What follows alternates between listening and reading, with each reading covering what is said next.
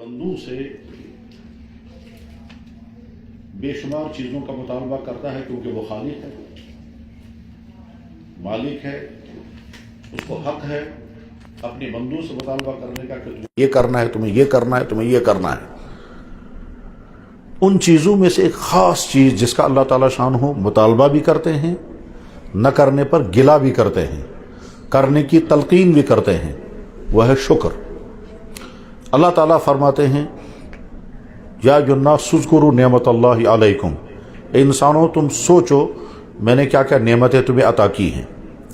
ایک جگہ فرمایا یا ایھا الذین آمنوا اذکروا نعمت اللہ علیکم، اے ایمان والو تم یاد رکھو تمہیں کیا کیا نعمتیں تمہیں عطا کی۔ ایک جگہ فرمایا وما بکم من نعمت فمن اللہ، تم کو جو نعمتیں ملی ہیں وہ اللہ کی طرف سے ملی ہیں۔ ایک جگہ فرمایا فاذکروا آلاء اللہ، میری دی ہوئی نعمتیں یاد رکھنا۔ ایک جگہ فرمایا قلیل من عبادی الشکور، میرے بندوں میں سے بہت کم ہیں جو شکر گزار ہیں۔ ایک جگہ فرمایا ان الانسان لربہ لکنود، انسان اپنے رب کی بہت زیادہ ناشکری کرتا ہے۔ اور بہت ساری جگہوں پر یہی بات الگ الگ انداز میں کہی۔ اور ایک جگہ فرمایا وَإِن تَعُدُّوا نِعْمَتَ اللَّهِ لَا تُحْصُوهَا، اگر تم میری نعمتیں شمار کرنا چاہو گے کر نہیں سکو گے۔ اب ان تمام آیات کو سامنے رکھ کر ہم غور کریں گے۔ نمبر ایک، اللہ نے ہم کو ایمان عطا کیا۔ اگر کافر گھر میں پیدا کیا ہوتا تو ہمارا نام کچھ اور ہوتا، سوچ کچھ اور ہوتی، انداز زندگی کا کچھ اور ہوتا، ہماری منزلیں کچھ اور ہوتی، ہماری شکل و صورت کچھ اور ہوتی، اور نہ جانے کیا کیا ہوتا۔ جو ہوتا ہے اس انسان کو جو ایمان سے محروم ہوتا ہے۔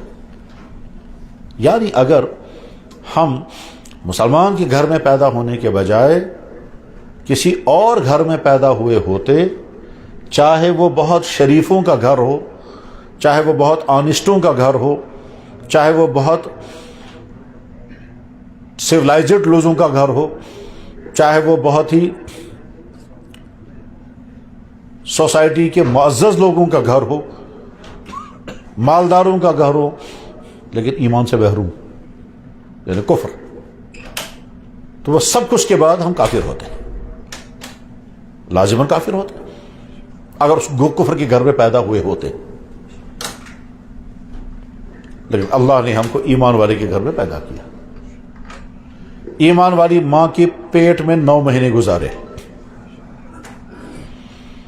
اور ایمان والی ماں ہی کا دودھ ہم نے پیا، اور ایمان والے باپ ہی کی سرپرستی میں بچپن سے زندگی گزار کر آج تک پہنچے۔ ہم نے بچپن سے آج تک جو کچھ کھایا وہ ایمان والے کی کمائی سے کھایا۔ اس نے حلال کھلایا یا حرام کمایا وہ ایک الگ مسئلہ ہے، لیکن بہرحال وہ ایمان والا تھا۔ یہ سارا اس لیے ہے کہ ہم ایمان والے کے گھر میں پیدا ہوئے۔ ایمان والے کے گھر میں پیدا ہوئے اس لیے ہم کو پیدا ہونے پر اذان بھی پڑھی گئی ہوگی، اور ہم کو تحنیک بھی کی گئی ہوگی۔ تحنیک کا مطلب جب بچہ پیدا ہوتا ہے کسی نیک انسان کے منہ سے کھجور چبا کر بچے کے منہ میں ڈالتے ہیں، اور یہ سنت ہے، اور یہ جناب رسول اکرم صلی اللہ علیہ وسلم بھی کرتے تھے اور صحابہ بھی کراتے تھے۔ حدیث کی کتابوں میں موجود ہے تحنیک، کسی نیک انسان سے کھجور چباؤ اور بچے کے منہ میں ڈالو۔ آج بھی جمعے کی نماز سے پہلے ایک صاحب اپنا بچہ لے کر کے مجھے کہنے لگے آپ اس کی تحنیک کریں، تو مسجد کے اندر میں نے کھجور چبائی، اور وہ بچہ جو ابھی آدھا گھنٹہ پہلے دنیا میں آیا ہے، کھجور چبا کر جب اس کے منہ میں ڈالی تو فوراً چوسنے لگا، تو میری زبان سے فوراً نکل گیا اللہ اکبر۔ اس بچے کو یہ چوسنا کس نے سکھایا؟ یہ دنیا اوڑ گنڈگوس، کس نے سکھایا اس کو کہ یہ چوسا جائے گا؟ اور جب کھجور باہر نکالی تو سوچ یہ بھی کیا اس نے، حالانکہ آدھ پون گھنٹہ پہلے وہ دنیا میں آیا بچہ۔ تو جناب ہم کو اذان پڑھی گئی ہوگی، تحنیک کی گئی ہوگی، ہمارے والدین نے اللہ کا شکر ادا کیا ہوگا، خیرات بھی کیا ہوگا، ہو سکتا ہے عقیقہ بھی کیا ہوگا۔ یہ سارا اس لیے ہوا کہ ہم مسلمان کے گھر میں پیدا ہوئے، اور اگر مسلمان کے گھر میں پیدا نہ ہوئے ہوتے کسی اور گھر میں تو پھر نہیں معلوم کیا کیا ہوا ہوتا۔ اور ممکن ہے یہ بھی ہوا ہوتا کہ ہمارے منہ میں کسی جانور کا پیشاب ڈالا گیا ہوتا، اور یہ بھی ہو سکتا ہے کہ ہم کو آتے ہی دنیا میں کفر کرایا گیا ہوتا معصوم بچے کو، کیونکہ وہ کفر کا گھر تھا، اللہ نے ایمان والے کے گھر میں پیدا کیا۔ تو ہم کتنے نادان ہوں گے، ہمیں کبھی بھی خیال نہ آیا کہ اگر اللہ نے ایسا نہ کیا ہوتا تو کیا ہم اپنے آپ کو اس کفر سے نکال پائے ہوتے اگر ہم کفر کے گھر میں پیدا ہوئے ہوتے؟ شاید نہیں۔ جیسے اس وقت بھی تقریباً 5 یا 5.5 یا ہو سکتا ہے 6 ارب انسان کفر کی زندگی گزار رہے ہیں، کفر کے ماحول میں ہیں، اور وہ اپنے حساب سے خوش ہیں، وہ نہیں جانتے ہیں کہ ہم کفر کی زندگی گزار رہے ہیں، لیکن اپنے حساب سے وہ خوش ہیں۔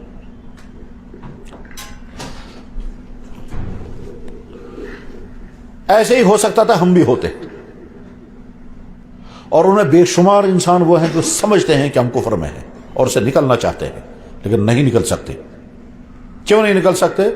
آگے خطرات، مشکلات، ظلم کی خطرناک کہانیاں، ایسے حالات ہیں جن کو ہم سوچ بھی نہیں سکتے، ہر زمانے میں رہے۔ ابھی 10 یا 15 دن پہلے میرے ایک جاننے والے نے، جو کشمیری نہیں ہے، کشمیر کے باہر کا ہے، اس نے مجھ سے کہا، میرا قریب جاننے والا شخص، اس نے مجھ سے کہا کہ میں نے جیل میں ایک ایسے شخص سے ملاقات کی جو پہلے ایمان والا نہیں تھا، آج وہ ایمان والا ہے، اس کے سارے ناخن اکھاڑے گئے اور اس وقت بھی خوش ہے، اللہ نے مجھے ایمان کی دولت عطا کی۔ ایسا کیا ہوا برداشت کرتے اس وقت بھی ایسی قربانیاں لگتی ہیں کفر چھوڑ کر ایمان کی طرف آنے میں۔ میں نے خود اس انسان کو دیکھا، میں دیوبند میں مسجد میں امامت کرتا تھا، دیوبند میں پڑھنے کے زمانے میں مدرسے میں طالب علم تھا اور محلے کی مسجد میں امام تھا، باقی بچے تو وہاں رہتے ہیں ہاسٹل میں، دیوبند کس مدرسے کس ہاسٹل آس، میں رہتا تھا محلے کی مسجد کے کمرے میں اور وہاں امامت کرتا تھا۔ تو امام صاحب کا تعلق مقتدیوں سے ہوتا ہے۔ ایک مقتدی کو میں نے وضو کرتے ہوئے دیکھا اور میں بھی اسی کے ساتھ وضو کر رہا تھا، وہ حوض آج بھی ہے، ٹھیک اسی طرح جس طرح سے یہاں سری نگر کی جامع مسجد میں آپ نے درمیان میں دیکھا ہوگا وہ حوض، یا دلی کی جامع مسجد میں ہو سکتا ہے آپ نے دیکھا ہوگا وضو کرنے کا وہ تالاب ہے۔ تو ایسے ہی دیوبند کی اس مسجد میں، مسجد قلعہ اس کا نام ہے، اس مسجد کے اندر صحن کے اندر تالاب ہے، وہ آج بھی ہے، وہ کمرہ بھی ہے۔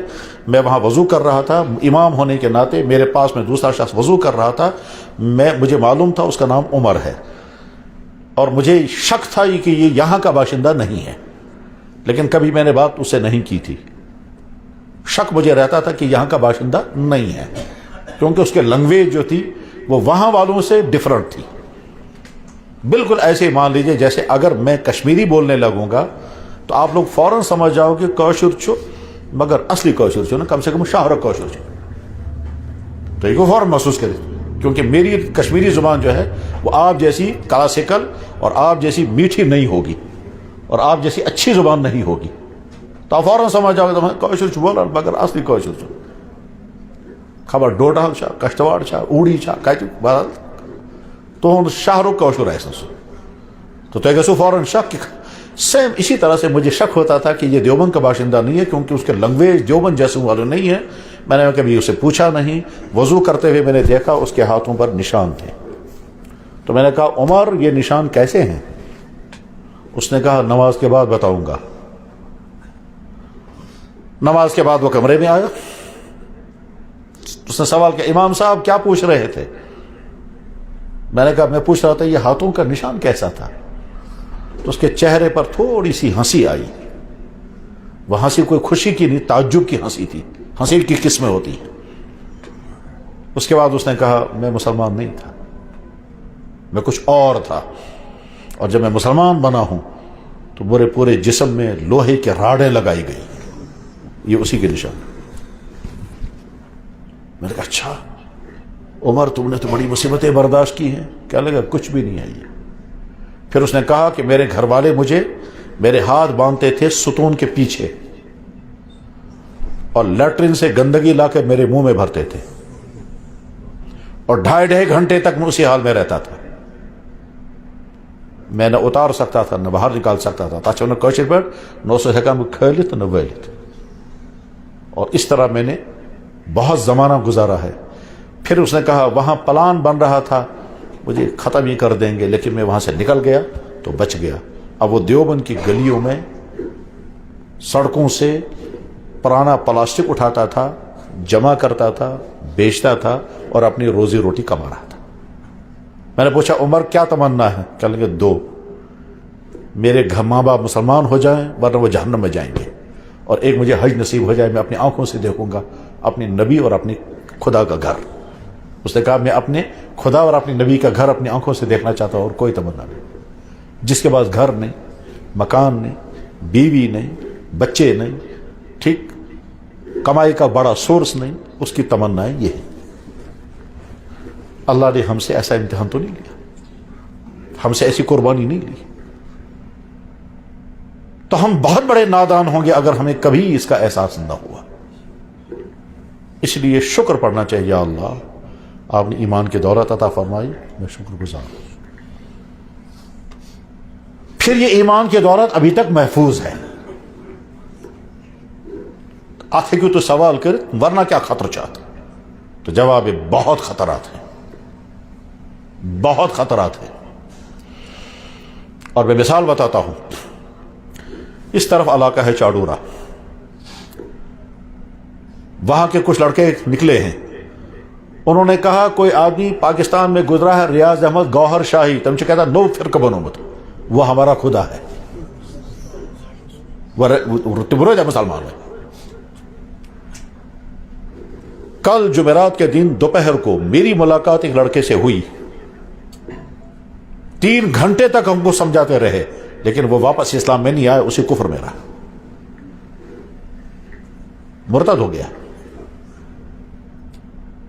یہ باہر کی دنیا کی نہیں، یہاں کی بات ہے۔ تو ایمان ملا اور ابھی تک ایمان سلامت ہے۔ اور اس ایمان کو خطرے کہاں کہاں سے ہوتے ہیں؟ جواب ہے کنفیوژن، کسی اور راستے کی طرف چل پڑے، کنفیوژن آ گیا، خدا ہم نے دیکھا ہی نہیں، ہم کیوں مانیں گے؟ کنفیوژن پیدا کیا گیا، نبی ہمارا 1500 سال پہلے، ان کی زندگی آج کے لیے رول ماڈل کیسے ہو سکتی ہے؟ وہ بیکورڈ زمانہ تھا، ہم فارورڈ زمانے میں ہیں۔ وہ غیر سائنسی دور تھا، آج سائنسی دور ہے۔ وہ انڈسٹری کا زمانہ نہیں تھا، آج انڈسٹری کا زمانہ ہے۔ وہ سویلائزیشن زمانہ نہیں تھا، آج سویلائزیشن ہے۔ یہی الفاظ ہیں۔ اور اس کے بعد پھر ایک آدمی کہتا ہے ہمیں اس کی لائف سٹائل کیوں اپنانی ہے، ہم تو آج کے لائف سٹائل اپنائیں گے۔ یہ بات جب کسی نوجوان کو بتائی جائے کیا دیر لگے گی اس کو؟ میں اس لڑکے سے ملا ہوں اسی شہر کے اندر، جو لڑکا پہلے ہاسٹل میں امامت کرتا تھا، بہت اچھی آواز تھی، کئی پارے اس کو زبانی حفظ تھے، آج وہ صاف صاف کہتا ہے نہ خدا کہیں ہے نہ نبی کہیں۔ اور 3 گھنٹے 4 گھنٹے تک ہم اس کو سمجھاتے رہے، اس نے نہیں مانا۔ اس سے پوچھا امامت اس کرن تو مسوسی سوری دھوک، آج وہ صحیح۔ تو ایمان کی دولت ملی، اور ایمان کی دولت پر ہم ابھی قائم ہیں۔ ہم نہ کسی کنفیوژن کا شکار ہوئے، نہ کسی پریشر کا شکار ہوئے، اور نہ کسی لالچ کا شکار ہوئے۔ کہیں پریشر کی بنا پر آدمی وہ کرتا ہے جو نہیں۔ کسی کالج میں، کسی آفس میں آرڈر آیا تمہیں یہ کرنا پڑے گا، اور وہ کفر ہوگا۔ مان کر چلیں کشمیر کا کوئی بچہ باہر کسی کالج میں ہے، اور اس کالج میں سٹارٹنگ میں ہی صبح کو مارننگ اسمبلی میں وہ پڑھایا جاتا ہے جو سراسر کفر ہے۔ یہ بچہ پڑھ رہا ہے، وہ نہیں پڑھے گا تو اس کو وہاں سے نکلنا ہوگا۔ اب کہتا ہے کہتانش میں ایڈمیشن بری مت، وہ تو اسی خوشی میں ہے کہتانش میں ایڈمیشن بری مت۔ میرے پاس ایک افسر آیا، اور وہ کشمیر سے باہر کہیں ملازمت کرتے ہیں، اس نے کہا روزانہ صبح ڈیوٹی جب جاتے ہیں ہم تو ہمارے کیمپس کے اندر ایک کمرہ ہے پرائر روم، وہاں پہلے اندھیرا کرنا ہوتا ہے، پھر وہاں یہ کرنا پڑتا ہے، اس کے بعد پھر ڈیوٹی سٹارٹ ہوتی ہے۔ تو میں نے کہا آپ کیا سمجھتے ہیں یہ سب کچھ؟ کہنے لگے سب کچھ یہ کفر ہے۔ آپ کرتے ہو؟ کہنے لگے مجبوری ہے۔ چھوڑو گا کیوں نہیں؟ کہنے لگے ملازمت ختم ہو جائے گی۔ گھر والوں سے کہا تھا، گھر والوں نے کہا کہتا ہے بنی مت ملازمت میں کہتا ہوں تم آزاد نہیں تھی۔ یہ ہے حالات۔ تو میرے بھائی کچھ لوگوں کا ایمان ختم ہو جاتا ہے کنفیوژن کی بنا پر، کچھ لوگوں کا ایمان ختم ہو جاتا ہے پریشر کے نتیجے میں کسی آرڈر کا، اور کچھ لوگوں کا ایمان ختم ہو جاتا ہے کسی لالچ کے چکر میں۔ اگر ہمارا ایمان ابھی تک محفوظ ہے الحمدللہ رب العالمین، اور بار بار الحمد پڑھیں۔ جناب ایمان کی دولت اتنی قیمتی ہے کہ جناب رسول اللہ صلی اللہ علیہ وسلم نے اپنے صحابہ کرام کو ایک مرتبہ مبارک کی ہے، اور جنہوں نے نبی کو دیکھا نہیں اور نبی کو نبی مانا ان کو 7 مرتبہ مبارک کی۔ جناب رسول اکرم صلی اللہ علیہ وسلم تمن صحابہ صاحبن یمو تہن زیارت کر، تمن کرک مبارک مگر اکہ لٹہ اکہ پھر، اور یمو حضرتن ہن زیارت تشن کرم تر دورس من تم ٲسمٕتۍ ملاقات نہ کورمت، زیارت نہ کرم، سلام مصافہ نہ کورمت، تمن پتہ نماز ٲسی نہٕ تتھ دورس من، حضرتو کر تمن 7 لٹہ مبارک۔ تو ہیکو سوال کرت یہ کتہ چھُ؟ آپ سوال کر سکتے ہیں کہاں ہے یہ؟ جواب ہے جب ہم اللہ کے نبی کی کوئی بات کہتے ہیں تو اس کو ہم کہتے ہیں حدیث، اور دنیا میں صرف محمد رسول اللہ کی ذات ایسی ہے جس کی ایک ایک ایکشن ریکارڈ میں ہے، جن کی ایک ایک بات ریکارڈ میں ہے، جنہوں نے رات کے اندھیرے میں کوئی کام کیا وہ بھی ریکارڈ میں ہے، جنہوں نے اپنے پرائیویٹ کمرے میں کوئی کام کیا وہ بھی ریکارڈ میں ہے، جنہوں نے بالکل پرائیویٹ سے پرائیویٹ کام اگر کیا وہ بھی ریکارڈ میں ہے، جنہوں نے جو کیا وہ سارا ریکارڈ میں ہے۔ کوئی چیز ایسی نہیں ہے جو جناب رسول اللہ صلی اللہ علیہ وسلم کا عمل ہو یا آپ کا قول ہو اور دنیا سے ختم ہو، کبھی نہیں ہو سکتا۔ یہ اللہ نے نظام بنایا تھا اپنے نبی کی ایک ایک چیز کو ریکارڈ کرنے کے لیے۔ آج جناب حضور کا مقام تو بہت اونچا ہے۔ اللہ کے نبی نے جو جوتے استعمال فرمائے ہیں نالین مبارک، اس پر 50 کتابیں لکھی گئی ہیں۔ 50 کتاب سے لکھنا ہم سے کہاں پڑھن نالین مبارک پڑھن، نالین مبارک کیُتھ اوس، چمڑا کہاں سے آیا، کٹنگ کیسی تھی، سائز کیسا تھا، دھاگا کون سا استعمال کیا گیا، کٹنگ کیسے ہوئی ہے، وہ چمڑا کہاں سے آیا تھا، وہ چمڑا اونٹ کا تھا یا کسی اور جانور کا تھا، پھر آگے وہ نالین مبارک کہاں چلا گیا۔ اتنی پیتوں پر بھی ریسرچ ہے اور 50 کتابیں لکھی گئی ہیں۔ اور ہمارے ایک عالم نے یہ اعلان کیا تھا جرمنی میں ایک سیرت کے کانفرنس میں جہاں سارے یہودی نصرانی تھے، وہاں اس نے کہا تھا ہم مسلمانوں نے اپنے نبی کے ایک ایک چیز کو ریکارڈ میں اس طرح رکھا ہے کہ ہم اپنے نبی کی نالین مبارک پر مسلمانوں نے 50 کتابیں عربی میں لکھی ہیں، باقی زبانوں کا مجھے نہیں معلوم، اور یہ میری تحقیق نہیں ہے، اس عالم کی تحقیق ہے، اور وہ جرمنی میں سیرت کے کانفرنس میں خطاب کر رہے تھے۔ کتاب میرے پاس موجود ہے، جس کتاب میں انہوں نے خود بتایا کہ میں نے جرمنی کی سیرت کانفرنس میں یہ بات وہ ہوا تھا یہ کہ کسی نے کہا یہ مسلمان اپنے نبی کے بارے میں زیادہ ہی سینسیٹیو رہتے ہیں۔ اس نے کہا تب جناب ہمارے کسی آدمی کے بارے میں آپ کچھ بھی کہو ہمیں کچھ نہیں ہوگا، آزادی رائے کا زمانہ ہے، آپ جو چاہیں سو بولے، ہم خوش دلی سے سنیں گے، لیکن مسلمانوں کے نبی کے بارے میں ذرا سا کچھ کہتے ہیں تو مسلمان فوراً سرگرم ہو جاتے ہیں۔ اس نے کہا جناب کہہ کے دیکھو ابھی تیرا گلا گھونٹ دوں گا میں۔ اس نے کہا ابھی بولو میں ابھی گلا گھونٹ دوں گا۔ پھر کہا تم سوچ بھی نہیں سکتے کہ ایک مسلمان کو اپنے نبی سے کیسی محبت ہوتی ہے، کیونکہ تم نے وہ محبت نہ کبھی سنی ہے نہ کبھی دیکھی ہے۔ تم کو ایسی محبت نہ اپنے باپ سے، نہ اپنی ماں سے، نہ اپنی نبی سے، نہ اپنے اوتار سے ہے ہی نہیں تمہارے یہاں کوئی ایسا شخص جس کے ساتھ تم ایسی محبت کر سکو۔ اور ہمیں اپنی نبی سے کیسی محبت ہے اس پر انہوں نے کہا کہ ایسی محبت کہ ہم نے 50 کتابیں ان کے نالین مبارک پر لکھی ہیں۔ ایسی محبت ہے کہ اس زمانے کے صحابہ جو ہیں ہمارے نبی تھوکتے تھے تو صحابہ تھوک کو اٹھا کر بدن پر ملتے تھے، بخاری میں حدیث ہے۔ واقعتاً بھی عجیب ہے، واقعی اس انسانی تاریخ میں محمد صلی اللہ علیہ وسلم سے جیسی محبتیں کی گئی ہیں سوچا بھی نہیں جا سکتا، سوچ بھی نہیں سکتے کسی اور کے ساتھ اسی محبتیں پر۔ ایک بادشاہ گزرا ہے، اس بادشاہ کا نام تھا سلطان ناصر الدین محمود۔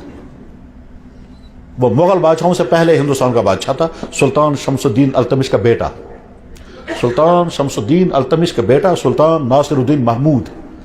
ناصر الدین محمود نے ایک مرتبہ اپنے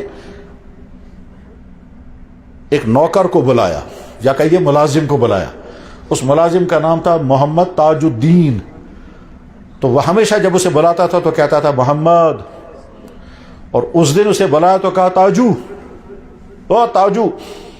تو وہ ایک دم حیران ہو گیا ہے ان کیا بول رہے تاجو، یہ تو ہمیشہ مجھے بلاتا تھا محمد کہہ کر کے، تو آج اس نے تاجو کیوں کہا؟ تو اس کو فیل ہو گیا، اس کو محسوس ہوا اینکر میں ریس، وہ چلا گیا۔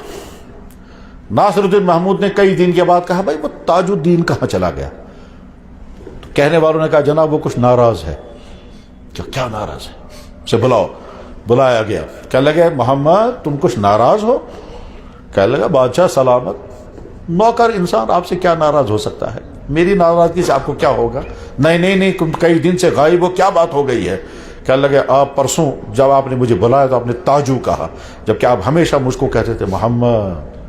کہنے لگا ہاں بالکل صحیح ہے، بالکل صحیح ہے۔ پھر ناصر الدین محمود نے ایک ایسی بات کہی ہے جو شاید انسانی تاریخ میں کوئی نہیں کہہ سکے گا۔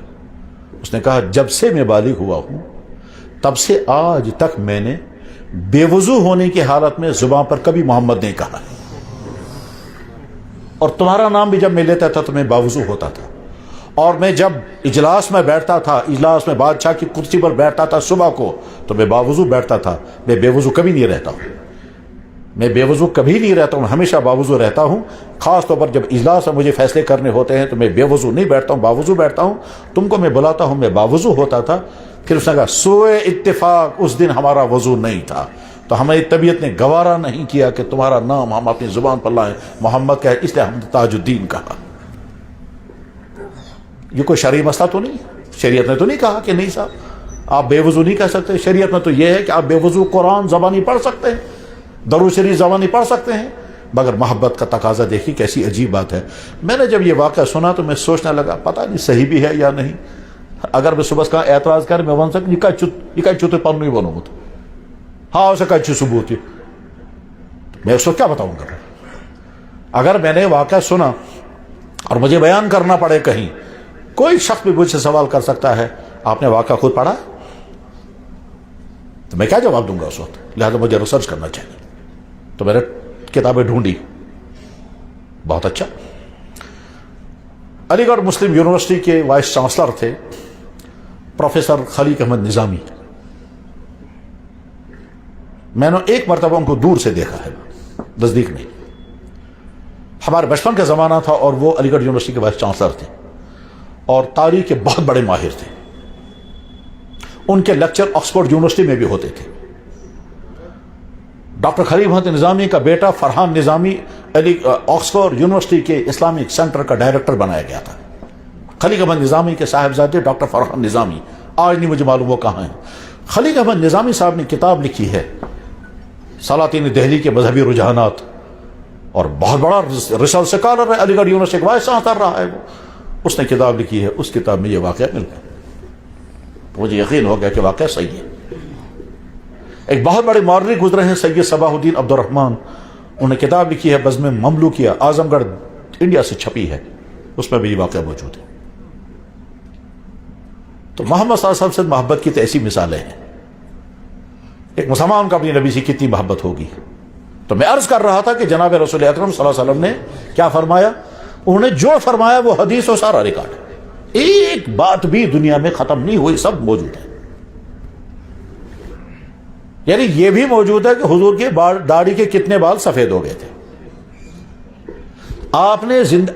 آپ کو تعجب ہوگا یہ سن کر کہ ایک صحابی کہتے ہیں کہ میں نے ایک مرتبہ اللہ کے نبی کو مسواک کرتے ہوئے سنا، آپ نے زبان پر مسواک ایسے رگڑی تو آپ کی آواز نکلی آ، تو صحابی نے اس کو نوٹ کیا، اور ہمیشہ وہ بیان کرتے تھے میں نے مسواک کرتے ہوئے نبی علیہ السلام کی آواز سنی تھی آ، اور یہ حدیث بخاری شریف میں ہے۔ قیامت تک ہم پڑھتے رہیں گے اس کو، مطلب آ کرو، لیکن حدیث موجود ہے۔ جس آ کے ایکشن کو بھی ریکارڈ کر لیا گیا، اور قیامت تک اس کو پڑھیں گے ہم اور پڑھائیں گے۔ اور وہاں ڈسکشن ہوتا ہے اس بار کہ یہ آ تھا کہ او تھا. وہاں باقاعدہ اس پر بحث ہوتی ہے بنچا یہ آ پرن کہ الف اور آن. ات اگر الفس اگر پیش دبو بنو او, اگر الفس زبر دبو بنو آ. عشاء وہ نبی صلی اللہ آ کرم کہ او کرم. اس پر بھی بحث ہوتی ہے. کچھ کہتے ہیں آ, کچھ کہتے ہیں او. اب صحابی سے پوچھیں گے صحابی, یعنی اتنی چھوٹی بات جو ہے ریکارڈ میں ہے. تو جناب رسول اللہ صلی اللہ علیہ وسلم کی تمام باتیں ریکارڈ میں موجود ہیں. اس کو حدیث کہتے ہیں. حدیث میں اللہ کے نبی علیہ السلام کا ارشاد مبارک ہے جس کو میں سنا رہا تھا. آپ نے فرمایا طوبی لمن رآنی وآمن بی, خوشخبری اور مبارک تم اس انسان, خوشخبری اور مبارک اس انسان کو جس نے مجھے دیکھا, وآمن بی اور ایمان قبول کیا. وطوبی 7 مرات لمن لم یرانی وآمن بی, 7 مرتبہ مبارک اس انسان کو جس انسان نے مجھے دیکھا نہیں ہوگا اور پھر بھی کہتا ہوگا میرا نبی محمد الرسول اللہ. انشاءاللہ ہم اس میں شامل ہیں. پتم صفحہ میں آخری صفحہ میں مگر چاہت میں شامل. کیوں؟ ہم نے نہیں دیکھا. وہ 1400 سال پہلے, ہم آج. وہ عرب میں, ہم کشمیر میں. تو زمانے کا بھی فاصلہ ہے اور جگہ کا بھی فاصلہ ہے. تو ہم کیسے دیکھیں گے؟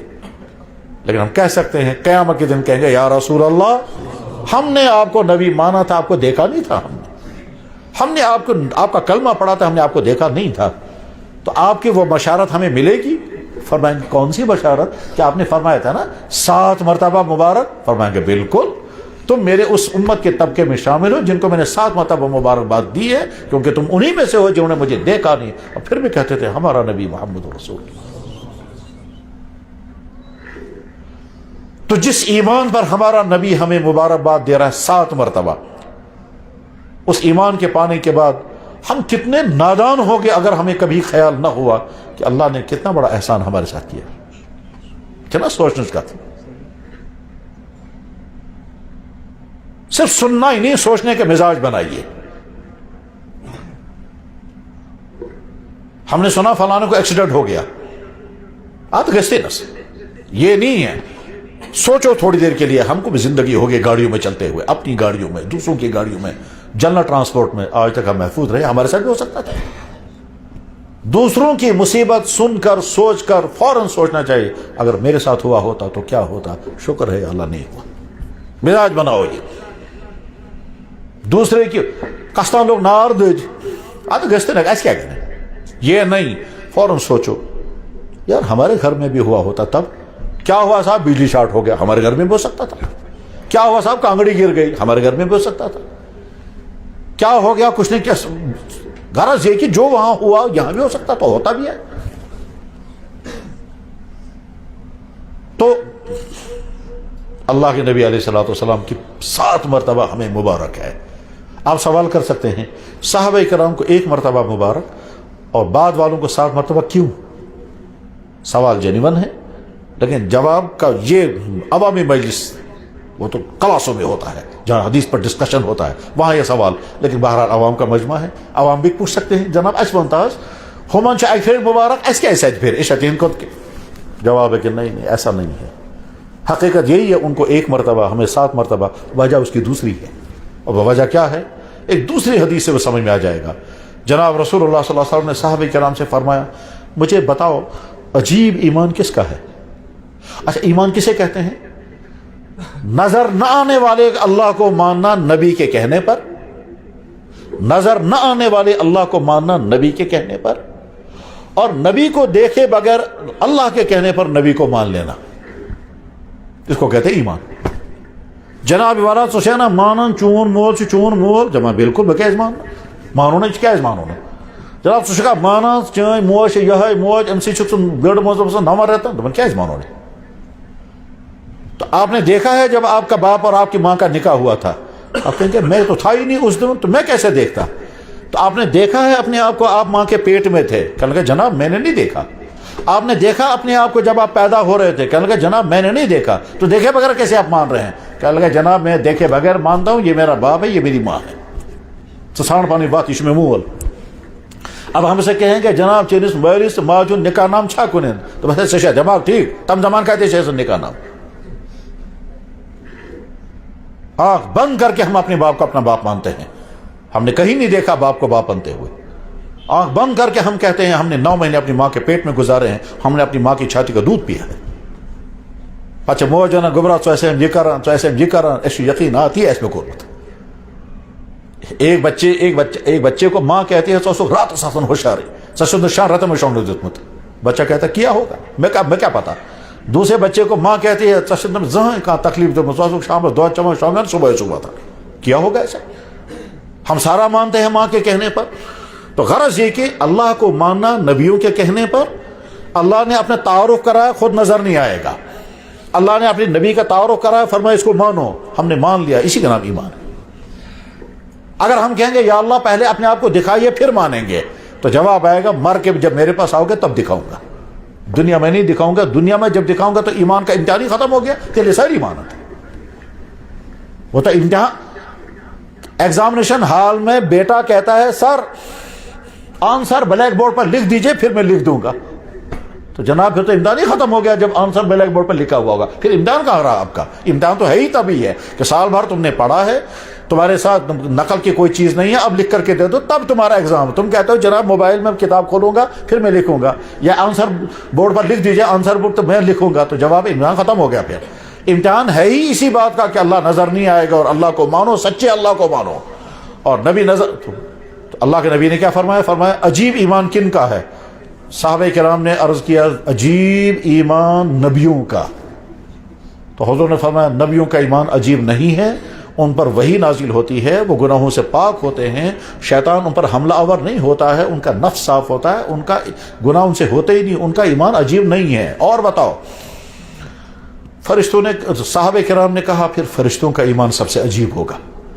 نبی علیہ السلام نے فرمایا فرشتوں کو نہ کھانے کا مسئلہ, نہ پینے کا مسئلہ, نہ بیوی کا مسئلہ, نہ جنس کا مسئلہ, نہ سیکچول معاملات, کچھ بھی نہیں ہے. تو گناہ کیسے؟ وہ گناہوں سے پاک ہیں, ان کا ایمان عجیب نہیں ہے.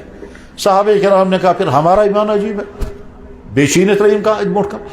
تو اللہ کے نبی ہمارا تمہارا ایمان کیسے عجیب ہے؟ تم نے تو مجھے دیکھا, میں تمہارے سامنے ہوں, تمہارا ایمان کیسے عجیب ہے؟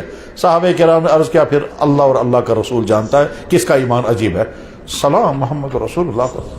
آپ نے فرمایا میرے اس امتی کا ایمان کتنا عجیب ہوگا جس نے مجھے نہیں دیکھا ہوگا پھر بھی کہتا ہوگا میرا نبی محمد رسول اللہ, اس کا ایمان سب سے عجیب ہے. تم گئے اس دعا میں, اور ہم ہی نہیں صحابہ کرام, اللہ کے نبی دنیا سے رخصت ہو گئے, اس کے بعد جس نے بھی ایمان قبول کیا قیامت تک وہ سب اسی کیٹیگری میں ہے.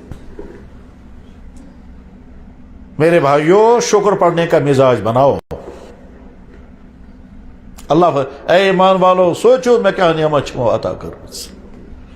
علامہ اقبال نے کہا ہے وہ ایک سجدہ جسے گراں سمجھتا ہے تو, دیتا ہے 1000 سجدوں سے آدمیوں کو نجات.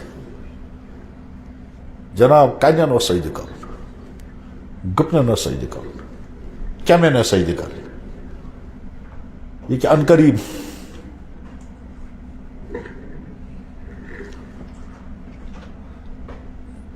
اللہ اکبر.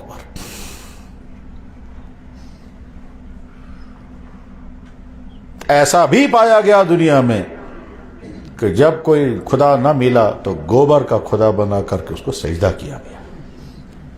یہ بھی ہے, اور حضور کے زمانے میں بھی تھا اور آج بھی ہے, آج بھی اور اس زمانے میں بھی تھا. حدیث میں ہے جب سچے خدا کو انسان چھوڑتا ہے تو پھر کہاں کہاں جھکنا پڑتا ہے. اللہ نے ہم کو اس تمام چیزوں سے بچایا, اور بہت نادان ہے وہ مسلمان جس کو کبھی اس کا احساس نہ ہوا. بہرحال جب اللہ نے ایمان کی دولت عطا فرمائی ہے, اب آگے دیکھیں. ایمان والے پر نماز فرض ہے. ہر ایمان والا اپنے آپ کو میٹر لگا کے دیکھے کیا حالت ہے. ایمان والے پر زکوٰۃ فرض ہے اگر وہ مالدار ہے. ہر مسلمان مالدار میٹر لگا کے دیکھے کیا حالت ہے. ایمان والے پر ماں باپ کی خدمت لازم ہے. ہر بیٹا دیکھے اگر اس کے ماں باپ زندہ ہیں تو اس کا رویہ کیسا ہے.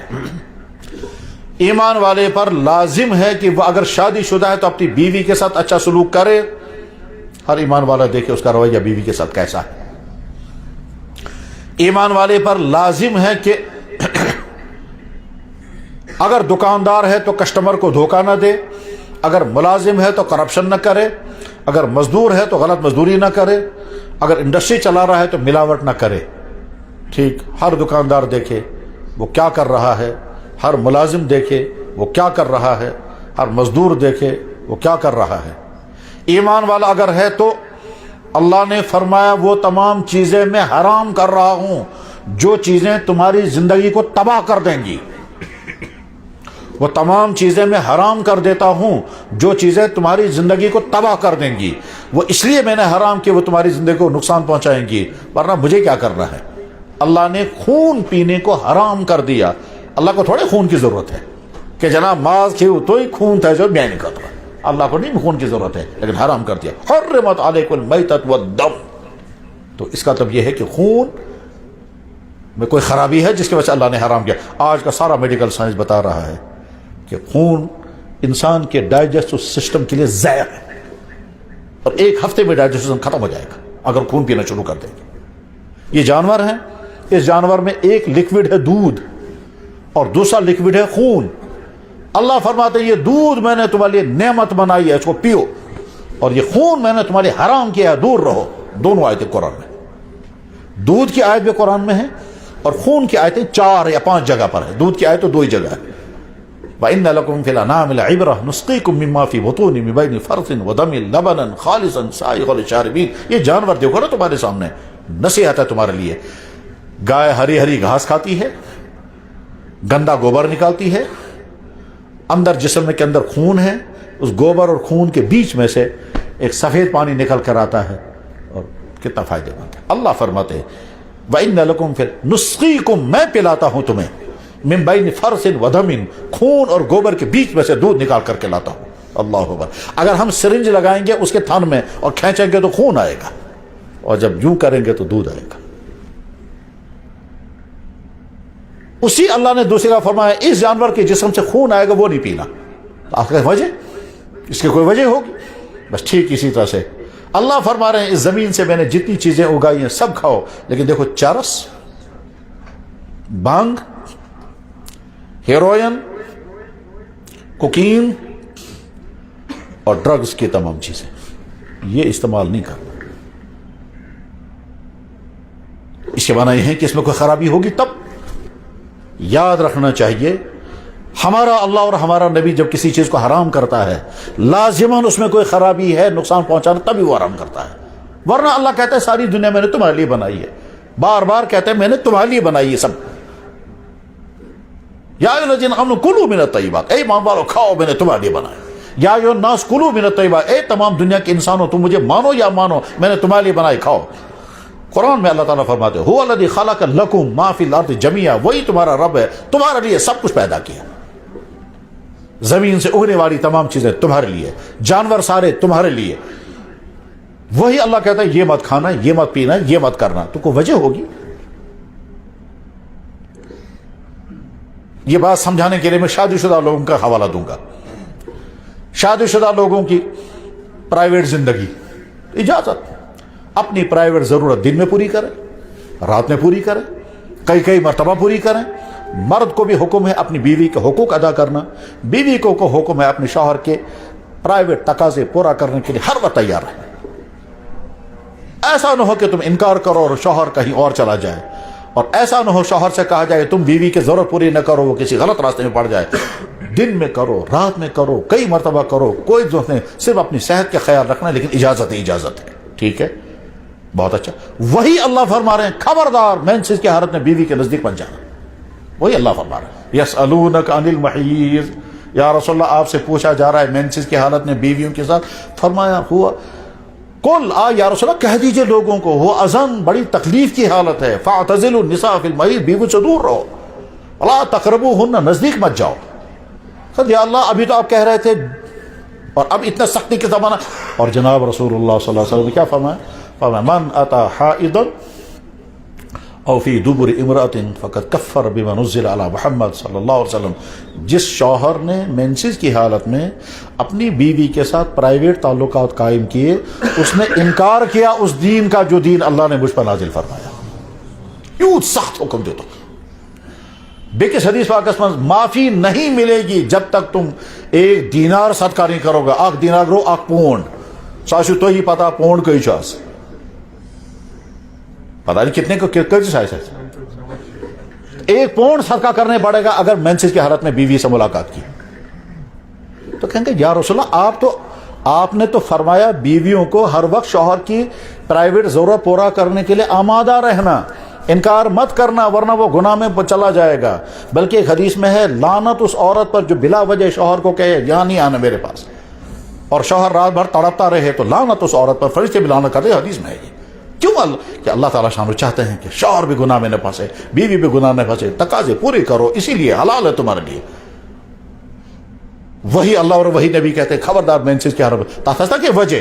تو جواب آج کا سارا میڈیکل سائنس اور آج کے حفظان صحت کے اصول اچھی طرح سے بتاتے ہیں اگر مینسز کی حالت میں میاں بیوی کے پرائیویٹ تعلقات قائم ہوئے تو شوہر اور بیوی دونوں کو یا دونوں میں سے ایک کو ایک ایسی بیماریاں لگ جائیں گی جو نسلوں تک چلے گی. اور ان بیماریوں میں سے ایک بیماری ایسی بھی ہے کہ میں تو نہیں جانتا، میں تو تھوڑا سے جو پڑھا ہے میں وہی بتا رہا ہوں، میڈیکل میرا سبجیکٹ بھی نہیں ہے، لیکن جو پڑھا ہے میں نے سوزاک اور آتش، یہ بیماریاں ہیں جو نام ہے کتابوں میں لکھا ہوا، حکمت کی کتابوں میں. میڈیکل سائنس میں اس میں ٹرمیں کیا ہوں گے وہ ڈاکٹر بتائیں گے وہ کون سی بیماریاں ہیں. تو بیماری میں سے ایک بیماری کا حال یہ ہے کہ آپ مان کر چلو اگر یہاں چھری سے ایسے لگائیں گے پھر اوپر سے نمک لگائیں گے تو کیسی تکلیف ہوگی. ایسی تکلیف ہوتی ہے انسان کے پرائیویٹ پارٹ کے اندر، اور وجہ ہوتی ہے مینسز کی حالت میں ہم بستری کا. آج پتہ چلا اللہ نے کیوں منع کیا تھا. تو اللہ اور اللہ کے نبی جب کسی چیز کو حرام کرتے ہیں تو یہ خامخواہ حرام نہیں کرتے، اس کے پیچھے نہ جانے کیا کیا نقصانات کی لمبی تفصیل ہوتی ہے. مثلا ڈرگز کو حرام کیا، نشے کی تمام چیزوں کو حرام کیا. کیوں حرام کیا؟ مزہ آتا ہے. تو کیا کیا مزہ آتا ہے؟ جناب یہ وہ چیز ہے جو تمہاری صحت کو ختم کرے گی. تم کو تقریباً 70 بیماریاں لگ جائیں گی اس ڈرگ کی وجہ سے. میں نے اسی طرح ریسرچ کیا. تمہاری اکانومی خراب ہو جائے گی، تمہاری جوانی برباد ہو جائے گی، تمہارا مائنڈ سیٹ بگڑ جائے گا، تم پڑھنے کے قابل نہیں رہو گے، تمہارا اخلاق ختم ہو جائے گا، تم نالیوں میں پڑے ہوئے ملو گے، اور نہ جانے کیا کیا ہوگا. اور تفصیلات تو ہم اپنی آنکھوں سے دیکھتے اور اپنی کانوں سے سنتے ہیں کہ ڈرگز میں پھنسے ہوئے ہمارے بچوں کا حال کیا کیا ہوتا ہے. آج پتہ چلا اللہ نے کیوں حرام کیا، وہ حالت یہ ہوتی ہے. یہ سامنے کی حالت ہے. کس طرح پارکوں میں لڑکے پڑے ہوئے ملتے ہیں. اب پتہ چلا پارکوں میں نہیں، کلبوں میں لوگ پڑے ہوئے ملتے ہیں. جب رات کو وہ کلب میں ناچتے ناچتے آخر میں خوب شراب پی، رات میں وہیں گرتے ہیں. اسی لیے اللہ کے نبی نے لعنت کی ان لوگوں پر جو ڈرگز کا کاروبار کرتے ہیں، جو ڈرگز کو کیری کرتے ہیں، جو پیکنگ کرتے ہیں، جو ایک جگہ سے دوسری جگہ پہنچاتے ہیں. ٹھیک، جو زمین سے 10 انسانوں کو لعنت کی ہے. پیتا ہے ایک، اس پینے والے کے ساتھ 10 انسانوں کو لعنت ہے. اور اگر کوئی انسان یہ سمجھتا ہے کہ ڈرگز کا کاروبار کر کے میں کچھ بنوں گا، کچھ نہیں ہوگا. کاروبار کرتے رہو گے، کروڑوں کماتے رہو گے، اور اس کے بعد ہاتھ میں کچھ نہیں رہے گا. طے ہے یہ، طے ہے یہ. آج کا کون سا چرس کا کاروبار کرنے والا جناب ادھر سے آئے گا، کچھ دیر بعد کہیں اور راستے سے چلا جائے گا. ٹک ہی نہیں سکتا، ممکن ہی نہیں ہے. دوسروں کی زندگی کو تباہ کر کے ہم پیسہ کمائیں اور اس کے بعد پھر ہم خوشحالی کی زندگی گزاریں. اللہ تعالیٰ تھوڑا ہی چھپا ہوا، وہ تو دیکھ رہا ہے نا. میرے بندوں کی زندگی تباہ کر کے یہ خوشحال رہے گا؟ نہیں رہنے دوں گا. یہ بھی ہو سکتا ہے اس ایسی بیماریاں لگ جائیں گی کہ اس کے بعد جتنا آیا تو اس سے زیادہ چلا گیا. اور ہوتا بھی ہے. مجھے ایک دفعہ دلی میں ایک افسر ملے تھے جو ریٹائر تھے. کہنے لگا مہربانی کر کے میری طرف سے اعلان کر دینا کہ رشوت کا پیسہ مت لو. میں نے کہا سر جب آپ خود ڈیوٹی میں تھے اس وقت کہتے یہ بات، اس دن تو آپ کا انداز کچھ اور ہوتا ہوگا. اب جب ریٹائر ہو گئے، میں نے کہا اب کیا ہوا؟ کہنے لگا جتنا کمایا تھا رشوت کے پیسے میں وہ سارا ختم ہو گیا. میں نے کہا کس میں؟ کہنے لگا بیوی بیمار ہو گئی، ٹیسٹوں پر ٹیسٹ ہوتے گئے. سری نگر ڈاکٹروں نے کہا ونیمونی دہلی لایا ہم نے. ٹھیک، ہوٹل میں رہے، ٹیسٹوں پہ ٹیسٹ ہوتے رہے. ٹھیک ہے، 15 لاکھ یعنی 20 لاکھ روپے خرچ ہو گئے. آخر میں پتہ چلا عورت کو صرف وہاں میں بیماری کوئی نہیں. پہنچ گئے زہری. میں عرض کر رہا تھا میرے بھائیوں، اللہ نے اور اللہ کے نبی نے زناکاری کو حرام کر دیا. اب تک کی وجہ ایک طرف سے اللہ اور اللہ کے نبی کہتے جلدی نکاح کرو، اور تمہاری سیکچول ضرورت پوری نہیں ہو رہی ہے 2 کرو 3 کرو 4 کرو، بشرطے کہ مالی گنجائش ہو اور انصاف اور عدل کر سکو، مگر زناکاری میں مت پھنسنا. ایک طرف سے اللہ کے نبی فرما رہے ہیں اے جوانوں جلدی نکاح کرو، اس سے تم گناہ سے بچو گے. تو جو نبی اتنی سہولت دے رہا ہے، ترغیب دے رہا ہے جلدی نکاح کرنے کی، وہی نبی کہتا ہے تمہاری آنکھیں بھی زنا کریں گی، تمہارے کان بھی زنا کریں گے، تمہارے ہاتھ بھی زنا کریں گے، تمہارے پاؤں بھی زنا کریں گے. پوچھا کہ حضرت کیسے؟ فرمایا آنکھ کا زنا ہے دیکھنا، کان کا زنا ہے اس کی باتیں سننا، ہاتھ کا زنا اس کو ٹچ کرنا، پاؤں کا زنا ہے اس کی طرف چلنا، اور پھر اخیر میں وہ کیا ہوتا ہے وہی نبی فرما رہے ہیں. اور اتنا اہم، بلکہ ہم سوچتے ہیں حقیقت بھی یہی ہے، آج کے مردوں کا مشکل ترین امتحان ہے اپنی آنکھوں کو بچانا، مشکل ترین. اور یہ نہیں ہے کہ جناب آپ ان بھائیوں کا امتحان ہے یہ جو سڑک میں ہیں، جو آفسوں میں ہیں، جو ہمارا وہ مسلمان بھائی جو جناب فیشنی کپڑے پہن، اس کا امتحان ہے. نہیں، یہ تو مولانا صاحب کا بھی امتحان ہے، یہ پیر صاحب کا بھی امتحان ہے، یہ جناب بزرگ صاحب کا بھی امتحان ہے، حتیٰ کہ سفید ریش والا جو بوڑھا اس کا بھی امتحان ہے کہ جو ہے وہ باہر نکلے گا تو ہماری ہی مائیں، ہماری ہی بہنیں، ہماری ہی بیٹیاں میک اپ کر کے اور اٹریکٹیو لباس پہن کر ہمارے سامنے ہیں. آنکھوں کی حفاظت آسان نہیں ہے، بے انتہا مشکل ہے، اور یہ سب کا امتحان ہے جناب. جس کے سر پر ٹوپی، چہرے پر داڑھی، سفید کپڑے، اس کا بھی امتحان ہے. آپ یہ نہ سمجھیں کہ جناب تو چھو محفوظ، تو ایسی چھو خطر نہ ساتھ نیچی پریشی. اور اللہ فرما رہے ہیں کل للمؤمنین یغضوا من ابصارہم، ایمان والوں سے کہیے اپنی نظریں نیچی رکھیں. واحفظوا فروجہم، اپنے پرائیویٹ پارٹ کی حفاظت کریں، غلط استعمال مت کریں. ذالک ازکیٰ لہم، اس یہ تمہارے. اور اگر یہ نہیں ہم کر پا رہے ہیں تو اپنے آپ کو سمجھائیں، ٹھیک ہے میرے بھائی تو کنٹرول نہیں کر پا رہا ہے، تیار رہنا. نمبر 1، اللہ کے نبی نے فرمایا لعنت اس پر جو نامحرموں کو دیکھے، اور لعنت اس نامحرم پر جو شوق رکھتی ہو مجھے لوگ دیکھیں. لعنت اس مرد پر جو نامحرموں کو دیکھے، اور لعنت اس عورت پر جو شوق رکھتی ہے لوگ مجھے دیکھیں. لعن اللہ الناظر والمنظور الیہ، یہ حدیث ہے. اور اللہ کے نبی خود دعا کرتے تھے یا اللہ میری آنکھ کنٹرول میں رکھنا، یا اللہ میری آنکھ گناہ نہ کرے، میں حفاظت چاہتا ہوں میری آنکھ خیانت نہ کرے. اور اللہ فرماتے ہیں میں جانتا ہوں تمہاری آنکھ کہاں کہاں خیانت کر رہی ہے. بڑا مشکل امتحان ہے یہ. آپ میں سے ایک انسان جناب یہ بچوں نے بڑا مشکل تو چھو نا اس کر اچھا اس ونو تی یہ چھو، ہم تو وہی بولیں گے نا جو قرآن و حدیث میں اللہ نے فرمایا، ہم بدل تو نہیں سکتے. اللہ نے مردوں کو کہا اپنی آنکھیں نیچے کرو، عورتوں سے کہا اپنی آنکھیں نیچے کرو. اپنی فرمایا جناب رسول اکرم صلی اللہ علیہ وسلم میں گارنٹر ہوں کہ جنت کے بیچ میں جگہ دلاؤں گا اگر تم نے اپنے پرائیویٹ پارٹ کی حفاظت کی اور گارنٹی دی. میں یضمن لی، جو انسان مجھے گارنٹی دے گا، ما بین لحییہ، اس چیز کی جو تمہارے منہ کے بیچ میں ہے زبان، وما بین رجلیہ، وفی روایت ما بین فخذیہ، اپنی رانوں کے بیچ کے پارٹ کی ضمانت دے گا اس کا غلط استعمال میں. اضمن له الجنہ، میں اس کو ضمانت دیتا ہوں جنت میں آئے گا. تو میں سوچتا ہوں یا اللہ بہ چھُس تَتھ پوزیشنس منٛز کہ بہٕ دِمہٕ کانٛہہ ضمانت. یا اللہ مےٚ چھے نہٕ یِم مشکل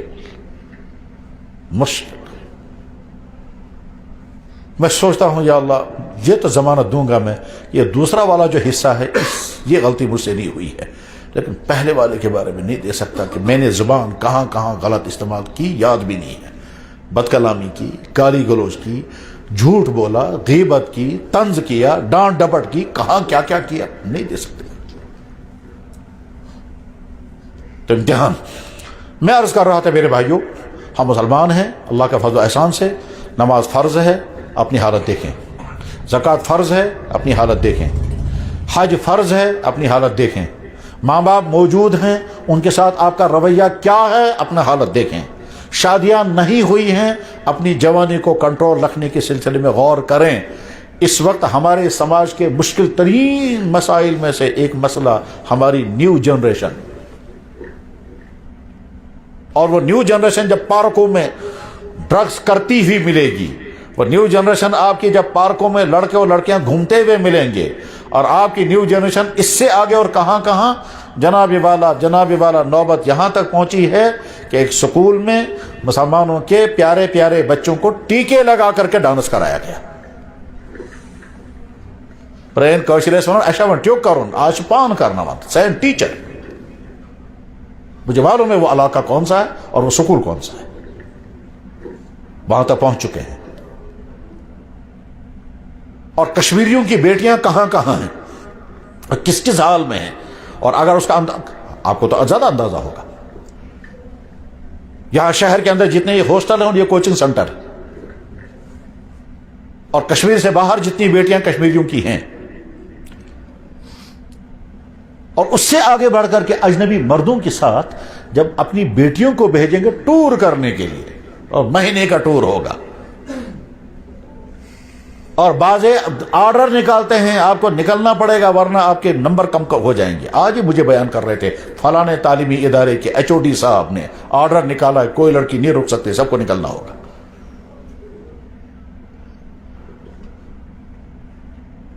ہمارے لیے مشکل ترین مسائل میں سے ایک بڑا مسئلہ یہ ہے کہ ہماری نیو جنریشن، ان کا ایمان، ان کا کیریکٹر اور ان کی صحت، اور اس کے بعد پھر آگے ان کی ملازمت یعنی جاب، چاروں چیز. ڈگریاں لے کر کے جاب کہیں نہیں ہے، ملازمتیں کہیں نہیں.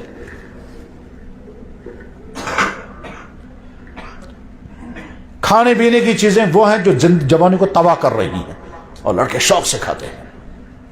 یہ کولڈ ڈرنکس، کرکرے، یہ چپس، اور یہ جو بازاروں میں چیزیں بک رہی ہیں، ان کے دیکھیں فوڈ ویلیو ان کی کیا ہے، ان کو دیکھیں میڈیکلی وہ انسانوں کی صحت کے لیے کتنے مفید اور کتنے مضر ہیں. آخر یہ سائنس کس لیے پڑھ رہے ہیں آپ لوگ؟ اس کو اپلائی کرو نا اپنے اوپر، اس کو دیکھو نا تمہاری سائنس کیا بتا رہی ہے، کون کون سی چیز کے پینے کے کیا کیا نقصانات ہیں.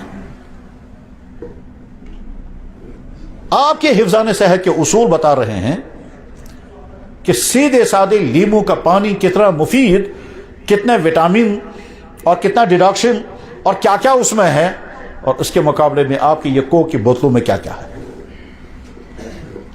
مگر کوک پینے والے اپنے آپ کو سمجھتے ہیں ہم فارورڈ ہیں، اور لیمتریش ہیں جن کے بیکورڈ بھی فارورڈ. زہر پیتے رہو، اپنے آپ کو کہتے رہو فارورڈ، اور ساتھ میں اپنے دشمنوں کو پیسہ پہنچاتے رہو. یا پھر کرو دو اللہ منصور اہل فلسطین. میرے بھائیوں، جن کی ابھی شادیاں نہیں ہوئی ہیں، تم ابھی جوانی کی زندگی گزار رہے ہو، چاہے تمہاری عمر 15 سال کی ہے، 20 کی ہے، 25 کی ہے، 30 کی ہے، شادی سے پہلے، چاہے تم بوڑھے ہو چکے ہو مگر کہا جائے گا ابھی جوان ہے. شادی کے بعد تم کو کہا جائے گا اب یہ مرد بن گیا. جیسے شادی سے پہلے جب تک شادی نہیں ہوئی تب تک لڑکی ہے، چاہے وہ 50 سال کی ہو. ٹرینڈ تو یہی ہے. چلیے ہم لڑکا ہی مان لیتے ہیں.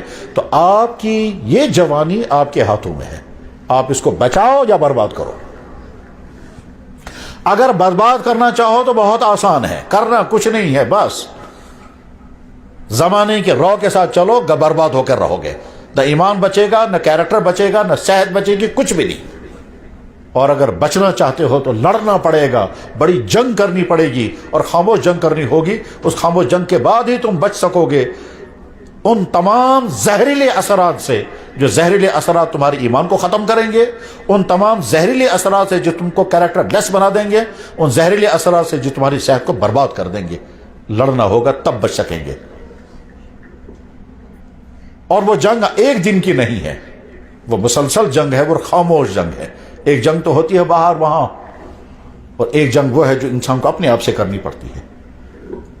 جی چاہتا ہے یہ کرے مگر نقصان، جی چاہتا ہے یہ کرے مگر خرابیاں، جی چاہتا ہے وہ کرے مگر خرابیاں. تو جی چاہتا ہے یہ، جی جو ہے بس یہی ہے مسئلہ. شوق اس چیز کا ہے مگر وہ غلط ہے. اب شوق کے پیچھے چلیں گے یا اس کے، لوگ کہتے ہیں ذرا بچنا بڑا مشکل ہے. جی ہاں مشکل ہے. ابھی میں بچ کے دکھاتا ہوں کیسے بچیں گے آپ. خدا نہ خواستہ کسی انسان کو کانتی کھانے کا شوق ہے، کباب کھانے کا شوق ہے، یا یہ پیزا کھانے کا شوق ہے. کھا رہا ہے روز اور کئی مرتبہ کھاتا ہے، بہت اچھا. ڈائجسٹو سسٹم مضبوط، جیب میں پیسہ، نکلے اور پیزا کھایا، کانتی کھائی، شباب کھائے اور واہ واہ کر کے ٹھیک. اسی میں بیچ میں میادے میں درد ہو گیا. ڈاکٹر کے پاس گئے, اس نے کہا الٹرا ساؤنڈ, بعد میں کہا اس نے یہ کرو, یہ ٹیسٹ کرو, یہ ٹیسٹ کرو, اور آخری ٹیسٹ وہ پائپ ڈالتے ہیں, کیا ہے وہ جناب انڈوسکوپی کر کے لا. ڈاکٹر نے کہا جناب کیا دلیل, کیا ہونے کیا دلیل, گوڈنک سٹیج, ہاں جناب گوڈنک سٹیج. کیا بھائی, اگر پرہیز کرو گے اور دوائی کھاؤ گے تو بچ جاؤ گے, اور نہیں کرو گے تو کچھ دنوں بعد دوسرا, پھر تیسرا, پھر چوتھا, پھر اندر پھیل جائے گا, پھر تیار رہنا قبرستان جانے کے لیے. یہ ڈاکٹر نے کہا.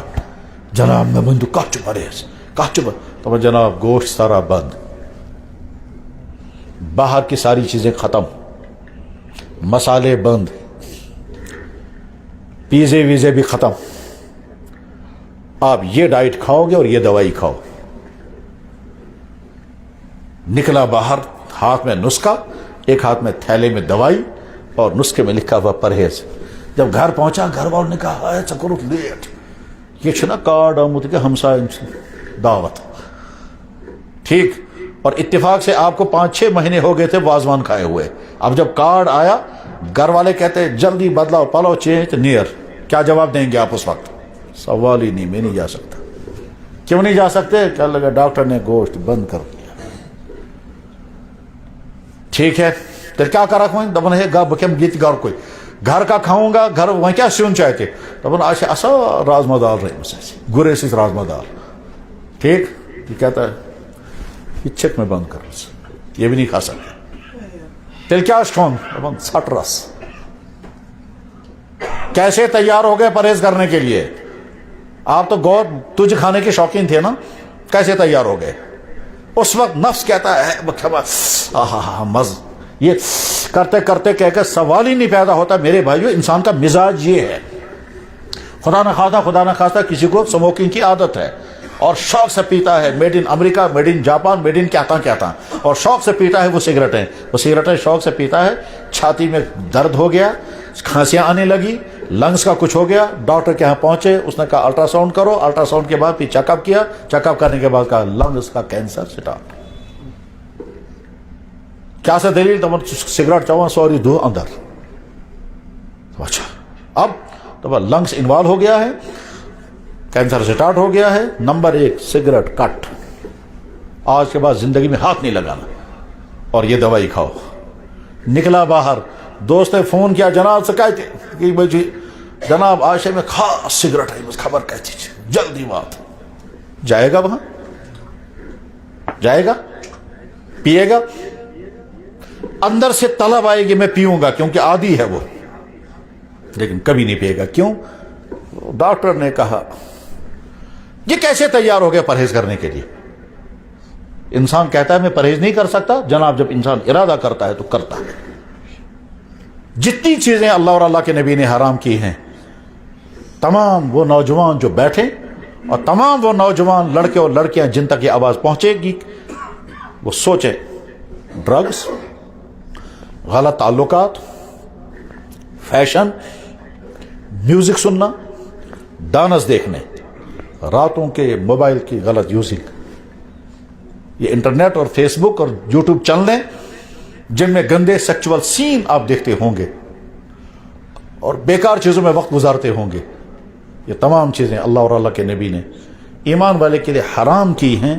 ان میں نقصان ہیں اور آج کے جوان انہی چیزوں سے تباہ ہو رہے ہیں. اس لیے میرے بھائیوں کیا میرے بچوں, کیونکہ سارے نوجوان ہمارے لیے ایسے جیسے ہمارے بیٹے, عمر ہماری ایسی ہے 40-50 سال یا اس سے اوپر, اور آپ ہمارے بچوں کی عمر کے ہو. تو آپ سمجھو ہم اپنے بھائیوں کی بچوں کو سمجھا رہے ہیں, اپنے بھتیجوں کو. تمہاری مائیں ہماری بہنیں ہیں جن کو ہم نہیں جانتے, ہم اپنی بہن کے بچوں کو سمجھا رہے ہیں, اپنے بھانجوں کو کہہ رہے ہیں. اور ہماری بہن, وہ بہن جو کہیں گھر میں بیٹھی ہے جس کو ہم نہیں جانتے, اس بہن کا یہ بچہ اگر بچ گیا تو ہم کہیں گے الحمدللہ ہماری بہن کا بچہ بچ گیا. اور کسی بہن کا بچہ اگر تباہ ہو گیا تو وہ بہن وہاں کہے گی خدایا یا ایسے نے میں جانتی یا ایسے تمید و محمد, تو جیسے اسے غم ہوگا بحث مسلمان کے ہم کو بھی ویسے ہی غم ہوگا اس بچے کے تباہ ہونے پر جس بچے کو ہم جانتے ہی نہیں، لیکن ہمارے اللہ کا بندہ، ہمارے نبی کا امتی، ہمارے بھائی کا بیٹا، ہماری بہن کا جگر گوشہ، اور وہ تباہ ہو۔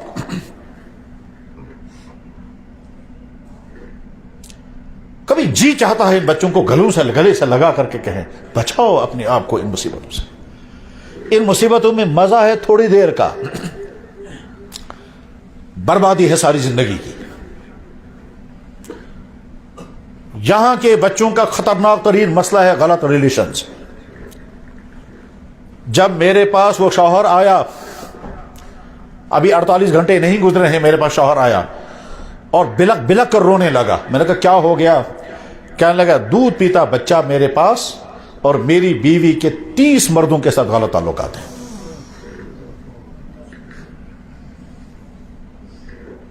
میں نہ نام لوں گا، اس کا نام بھی مجھے یاد ہے، اس کا گاؤں بھی مجھے معلوم ہے، اسے بتایا سارا۔ کیا سوچا ہے کشمیریوں نے؟ تم اس انتظار میں ہو کہ اللہ تعالیٰ ایک ہی مرتبہ تم کو صاف کر دے گا جب یہ سب ہونے لگے؟ اور ہوتا یہی ہے کہ جب یہ صورتحال ہونے لگے،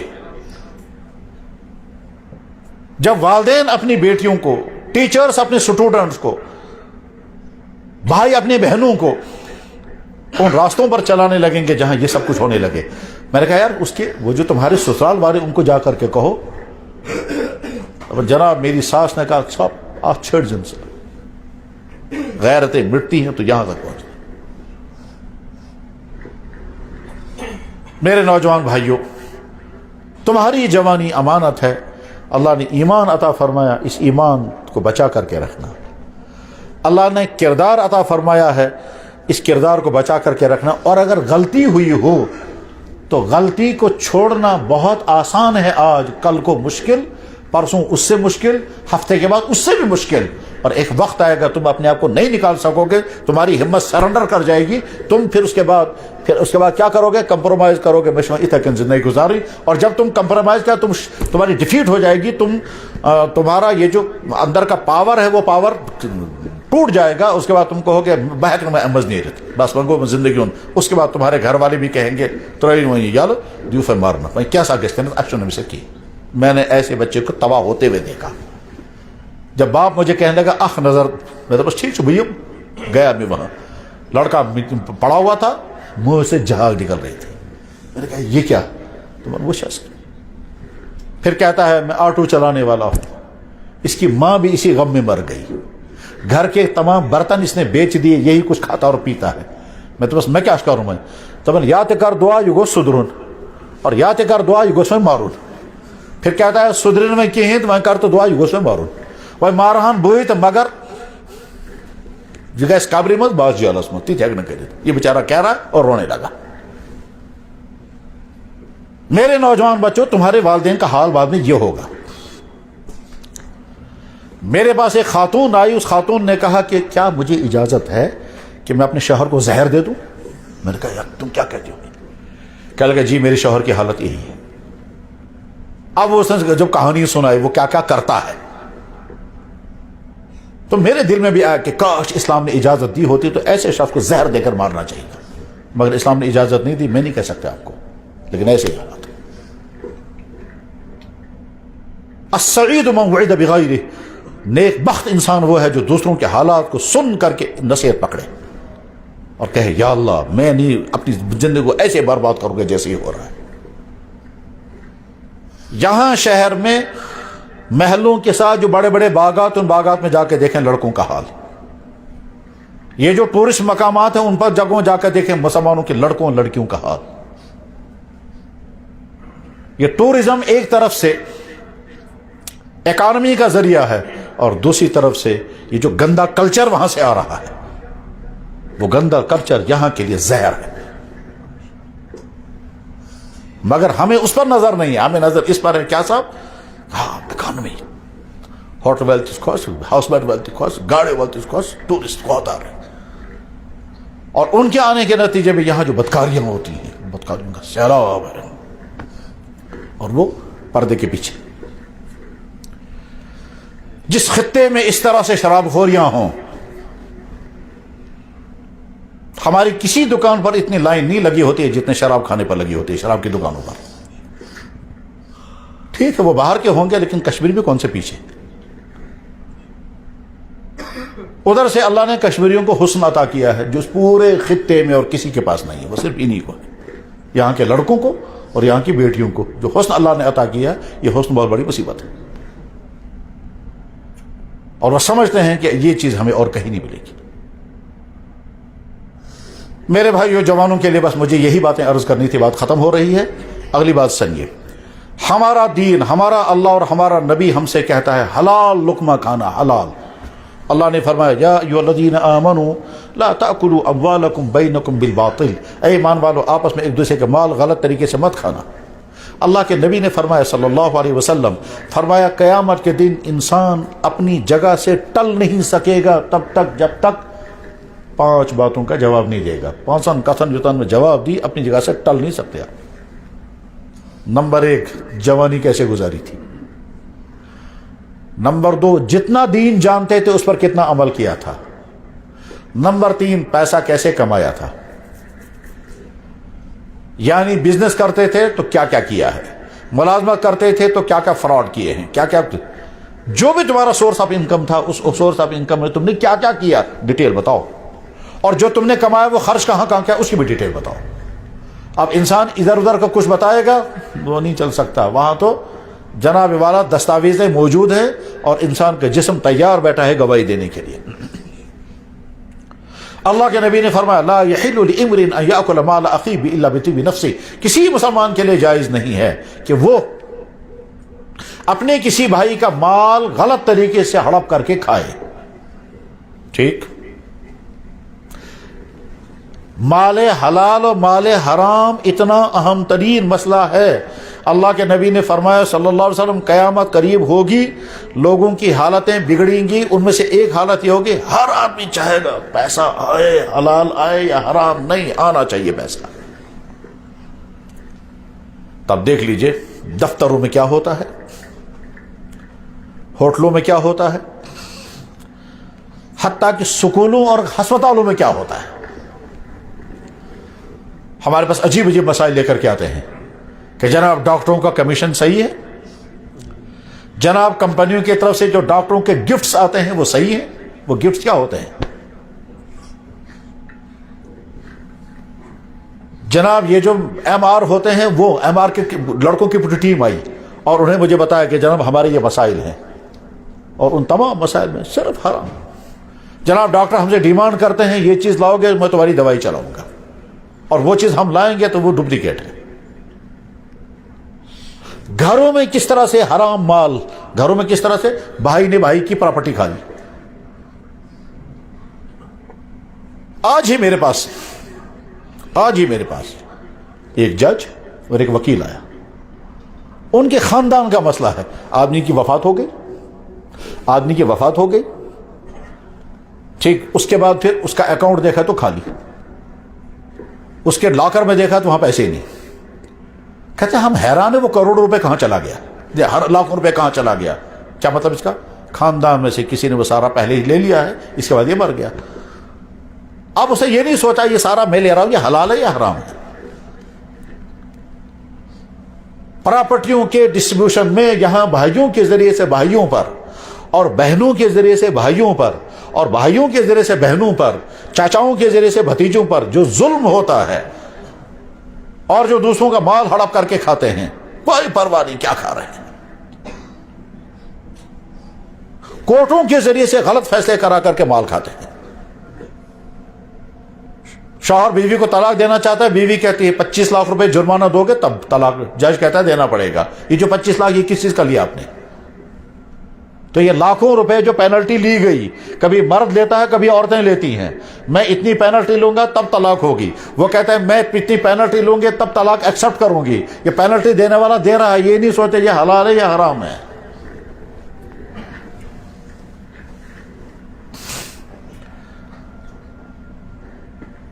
جناب والا دکاندار پوچھتا ہے کہ میرے پاس پرچیزنگ کے لیے بڑا افسر آیا، وہ کہتا ہے ہمیں فلاں آفس کے لیے اتنا سامان چاہیے، آپ سے لیں گے مگر اس میں بتاؤ مجھے کتنا دو گے اس میں سے۔ दुकानदार कहता है जनाब मुझे कैसे देना है, तो बोल बिल में मेरा भी रखना हिसाब। दुकानदार कहता है जनाब मुश्किल है, तो बोल मैं फिर किसी और से लूंगा, जो मुझे जितना ज्यादा देगा उसका लूंगा। दुकानदार हमसे पूछता है मैं कैश करूं मैं, अगर मैं, ये कौन मुसलमान कर रहा है?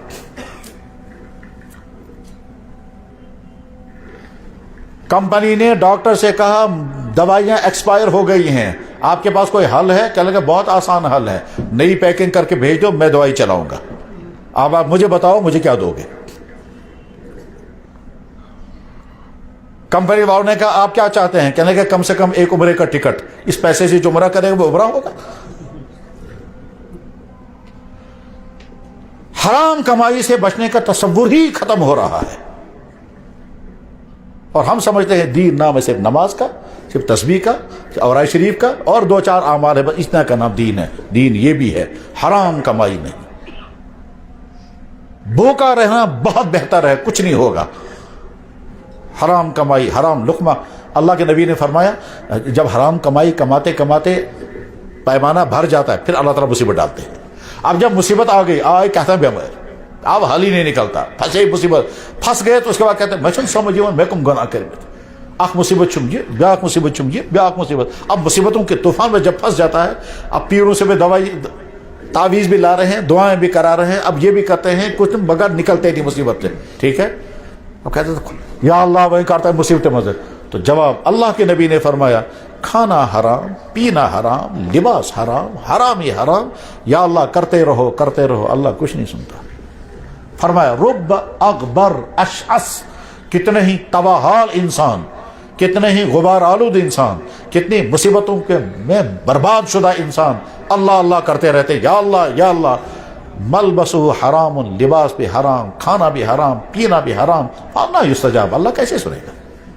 तूने मेरे बंदों पर जुल्म किया, हराम दौलत उनसे खींची, आज मुझे अल्लाह अल्लाह करके पुकारता है। अभी और मेरे भाइयों हराम पैसे से बचो, हराम कमाई से बचो और सोचो हराम कमाई कहां कहां है।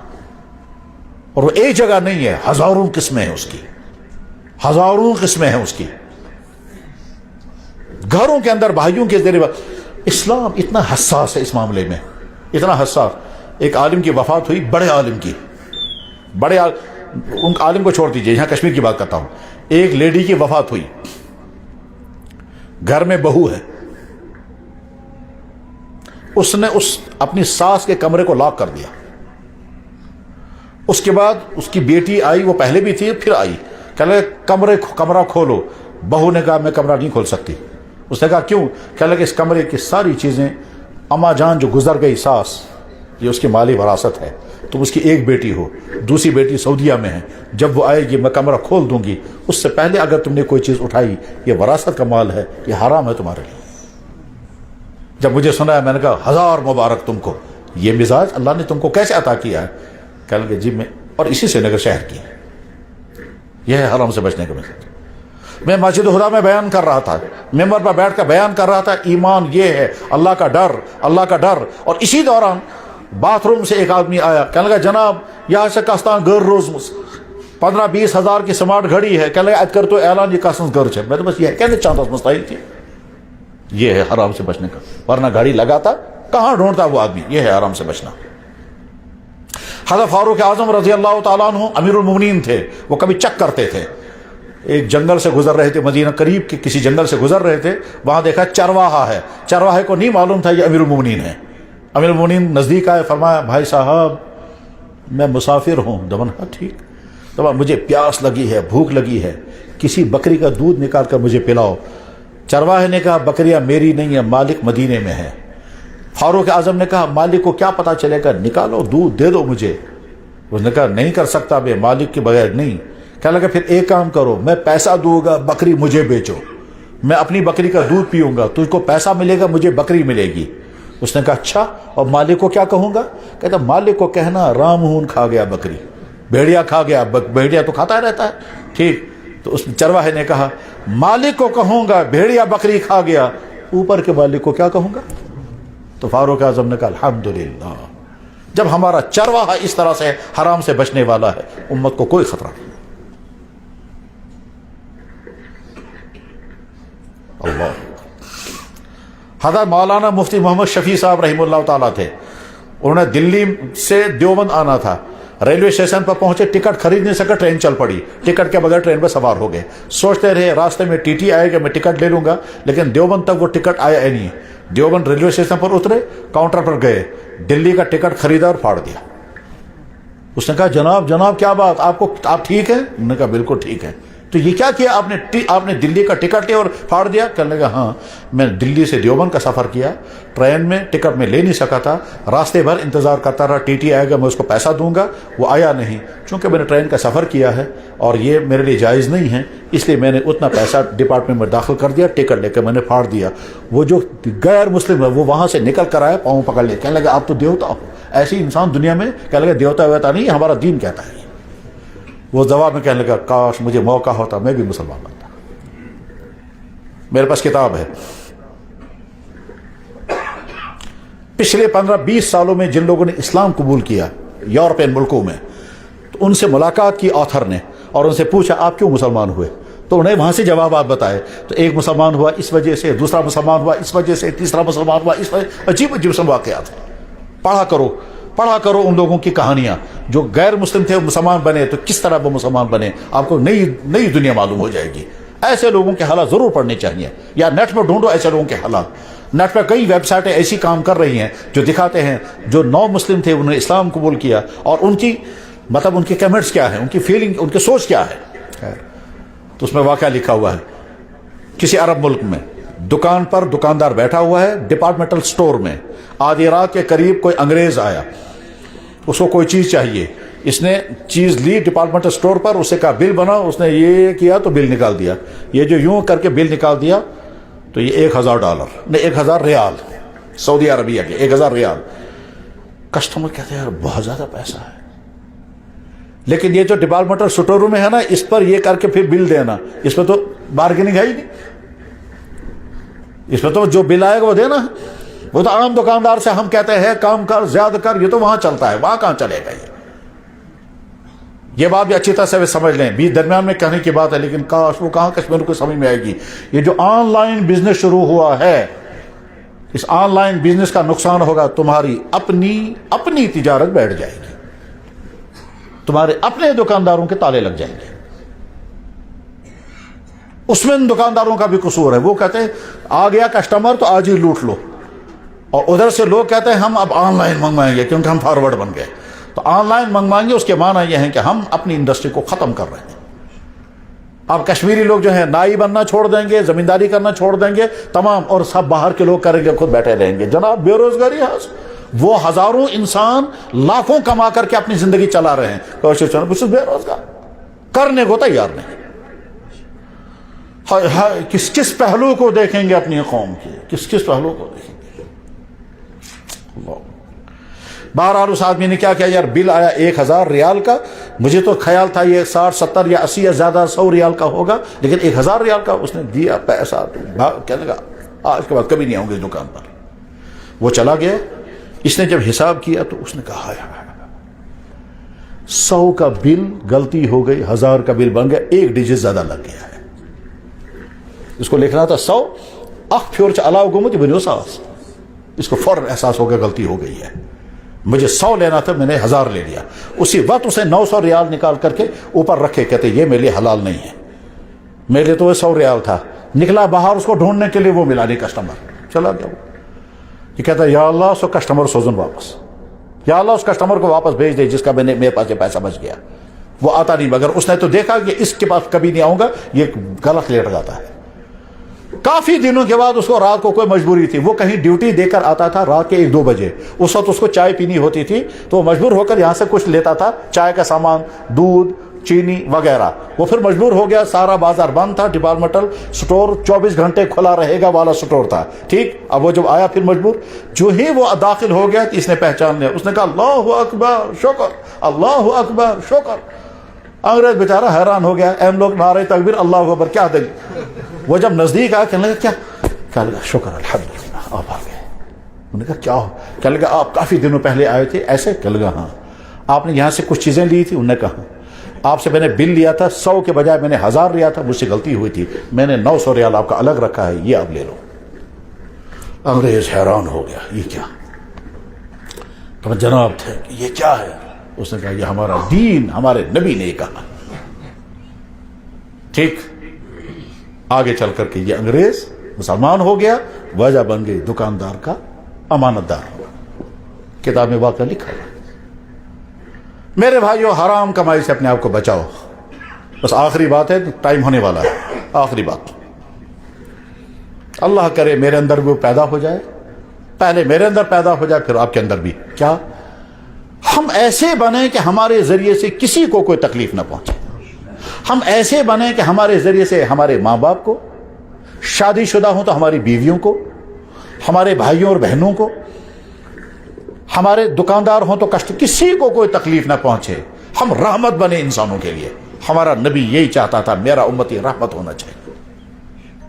اللہ کے نبی نے فرمایا اب غزو الرجال الی اللہ العلد الخصم. اللہ کو بے انتہا نفرت ہے اس انسان کی جو العد الخصم ہوگا. العد الخصم وہ انسان جس کا بیہیویئر، جس کا برتاؤ، جس کا رویہ، جس کا سلوک، جس کا انداز زندگی ایسا ہو کہ سارے لوگ کان پکڑتے اور دور بھاگتے ہو. یعنی ماں باپ کہیں گے خراب لڑکا، بیوی کہے گا ظالم شوہر ہے، بھائی کہے گا خدا رچنے مستش، پڑوسی کہیں گے یار ایسے دور بھاگو. جس انسان سے لوگ دور بھاگتے ہوں اس کے برے رویے کی وجہ سے اللہ کے نبی نے فرمایا، اللہ کہتے ہیں مجھے بھی اسے نفرت. اس کا مطلب کیا ہوا؟ اچھا باپ بنو، اچھا بیٹا بنو، اچھا بھائی بنو، اچھے شوہر بنو، اچھے دوست بنو، اچھے دکاندار بنو، اچھے کسٹمر بنو، اچھے ڈاکٹر بنو، جہاں ہو اتنے اچھے بنو. لوگ اس یار کوتا اصل انسان چاہیے، کوتا اصل. ہمارا نبی محمد رسول اللہ نمونہ ہے ہمارے لیے، ساری دنیا کے لیے. ان کے دشمنوں نے بھی کہا کتنا اچھا ہے. دشمن کہتے تھے ہم نہیں مانیں گے اس کو نبی، مگر انسان ہے بہت اچھا. یقینا ایک نبی کبھی نہیں کہا کہ اس کی انسانیت خراب، اس کا اخلاق نعوذ باللہ من ذالک کا اخلاق، انسانیت، رویہ کسی نے نہیں کہا. جن دشمنوں نے قاتلانہ حملے کیے، جن دشمنوں نے سارے الزامات لگائے، لیکن کبھی کسی نے یہ نہیں کہا اس کا اخلاق صحیح نہیں، کبھی کسی نے نہیں کہا اس نے گالیاں دی، کبھی کسی نے نہیں کہا اس نے تھپڑ مارا، کبھی کسی نے نہیں کہا اس کا رویہ صحیح نہیں ہے. کسی نے کبھی نہیں کہا. بس میں بات سنا کر ختم کر رہا ہوں. اللہ یا اللہ مجھے بھی ایسا بنا دیجیے. جناب رسول اللہ صلی اللہ علیہ وسلم ایک سفر فرما رہے ہیں طائف سے جیرانہ کا. طائف سے جیرانہ میں اس وقت سمجھا نہیں سکوں گا طائف کہاں ہے، جیرانہ کہاں ہے. ٹھیک، دونوں قیمتی جگہ ہیں، دونوں تاریخی جگہ ہیں، جیرانہ بھی اور طائف بھی. طائف سے جیرانہ تشریف لا رہے ہیں. صورتحال بڑی عجیب تھی. راستے میں چلتے رہے، رات ہو گئی، ایک میدان میں رات گزاری گئی. رات گزاری جائی تو ریت میں آرام کیا گیا. ٹینٹ لگائے جاتے تھے، کبھی ٹینٹ بھی نہیں لگتے تھے. 12 رات میدان میں گزاری جا رہی ہے. سارے صحابہ سو گئے. اللہ کے نبی علیہ السلام بھی آرام فرما رہے ہیں مٹی پر، کوئی بستر نہیں. رات میں ایک صحابی وہاں سے گزرے، اس کے پاؤں سے ٹھوکر لگ گئی جناب رسول اکرم صلی اللہ علیہ وسلم کے پائے مبارک کو. ٹھوکر لگ گئی. اللہ کے نبی یا تو جاگے ہوئے تھے یا سوئے ہوئے تھے. سوئے ہوئے تھے تو جاگ گئے، جاگے ہوئے تھے تو ٹھوکر لگ گئی. تو آپ نے جواب، اب حضور نہیں پتا چلا یہ کون ہے اندھیرے میں. تو آپ نے فرمایا یا عبداللہ اوجعتنی، او خدا سے نے بندہ چکس ہے لوگ ہنسے، خدا سے نے بندہ چکس لوگ ہنسے، لوگ ہنسے. او اللہ کے بندے کون ہے تو، چوٹ لگ گئی. یہ اللہ کے نبی نے فرمایا. کڑوے انداز میں نہیں، ڈانٹ ڈپٹ کر نہیں، نرمی سے کہا یا عبداللہ اوجعتنی، خدا سے مدد غصہ چوکی لوگ ہنسے یار. بس اس طرح سے میں انداز اختیار نہیں کر سکتا وہ والا، کیونکہ مجھے نہیں معلوم انداز کیا رہا ہوگا، لیکن اس کو بہت نرم بنا کر کہوں گا تو اس طرح کہا ہوگا غصہ چوک سے یار لوگ ہنسے بچت پک سے، اس طرح کہا ہوگا. ڈانٹ کر کہا ہوگا تو پھر ڈانٹ کا انداز الگ ہے، لیکن ڈانٹ کر نہیں کہا، نرمی سے کہا اور سچ کہا. وہ بیچارہ پریشان ہو گیا، خدایا کیا ہو گیا مجھ سے، میرے پاؤں سے ٹھوکر لگ گئی. جناب رسول اکرم صلی اللہ علیہ وسلم کو اس قدر پریشانی ہو گئی، اور ہم سب سمجھ سکتے ہیں کتنی پریشانی اسے ہوئی ہوگی. بے قرار. اور وہ رات بھر سوچتا رہا جتنا ٹائم کہ میں صبح سوتے ہی حضور کے پاس یا رسول اللہ مجھے معافی دے دو، کیا ہو گیا مجھ سے، اندھیرے میں ہوا، جان بوجھ کر نہیں ہوا، معاف کر دیں معاف کر دیں. اب اس کو خیالات آ رہے ہیں حضور ضرور معاف کریں گے. پھر سوچتا ہے حضور تو معاف کریں گے، اگر اللہ کی طرف سے آیت آ گئی کیا اس بات میں وہ تکلیف، پھر کیا ہوگا مجھے. اور آیتیں آتی تھی، فوراً آیت آتی تھی جب کبھی حضور کو تکلیف پہنچتی تھی کسی کے ذریعے سے، خاص طور پر مسلمانوں کے ذریعے سے فوراً آیت آتی تھی۔ میں دسیوں واقعہ سنا سکتا ہوں کہ صحابی سے یہ ہو گیا، آیت فوراً آ گئی، مگر میں واقعہ نہیں سنا سکتا، اس وقت ٹائم ختم ہو گیا۔ بہرحال وہ پریشانی کے عالم میں سوچ رہا ہے یا اللہ صبح ہوتے ہی میں معافی مانگوں گا، چاہے پھر مجھے ڈانٹ ملے، چاہے کچھ ہو جائے، مگر واجب معافی مجھے مانگنی ہے۔ لیکن میرے بھائیوں، سینے پر ہاتھ رکھ کر کے پھر سنیں، وہ صحابی ابھی آئے نہیں تھے کہ جناب رسول اللہ صلی اللہ علیہ وسلم نے اس کو بلوایا، اور بلوانے کے بعد فرمایا ابو رحم، اس کا نام تھا ابو رحم کفاری، فرمایا ابو رحم مجھے معلوم ہوا کہ تم تھے رات میں، تمہارے پاؤں سے مجھے ٹھوکر لگی تھی، میں نے اس وقت کہا تھا یا عبداللہ اوجعتنی، اس جملے سے تمہیں جو تکلیف ہوئی ہوگی میں اس تکلیف کی معافی چاہتا ہوں، اس جملے کی وجہ سے تمہارا دل دکھا ہوگا، میں اس کی معافی چاہتا ہوں۔ اللہ کے نبی، اس نبی کے ہم امتی ہیں، عہد کر کے اٹھو ہمارے ذریعے سے نہ ہمارے ماں باپ کو، نہ ہماری بیویوں کو، نہ ہمارے بھائیوں کو، کسی کو کوئی تکلیف نہیں، نہ زبان سے نہ رویے سے، رحمت بن کر کے زندگی گزاریں۔ اور جب یہ ارادہ کریں گے تو اپنے آپ سے بہت لڑنا ہوگا، تبھی ہم ایسا بن سکیں گے۔ اللہ کرے ہم ایسے بن جائیں۔ وآخر دعوانا ان الحمد للہ رب العالمین برحمتک یا ارحم الراحمین۔